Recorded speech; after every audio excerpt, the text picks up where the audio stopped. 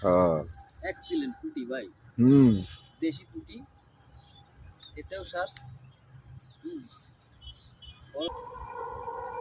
হুম।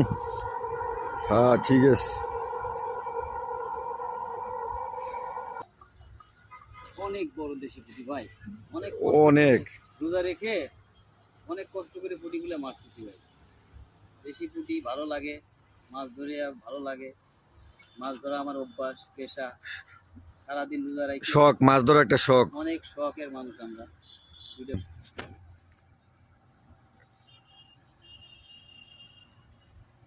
হ্যাঁ এর কাম। দাঁড়ান দেখাচ্ছি কি কি মাছ ধরছে।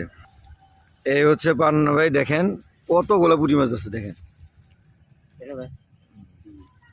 দেখেন সব দেশি পুঁটি। কার কার পুঁটি খেতে ভালো লাগে আমাকে একটু কমেন্ট করে জানাবেন, আমি পাঠিয়ে দিব আপনাদের জন্য। ঝোল খেতে বাইরেও বলবো, জাহিদ ভাইকে বলবো যাতে আপনাদের জন্য ধরে পাঠাই দেয়। তোমার ভাজি ভালো লাগে না ঝোল খেতে ভালো লাগে? হ্যাঁ। আর কমেন্ট করে জানাও। ঠিক আছে।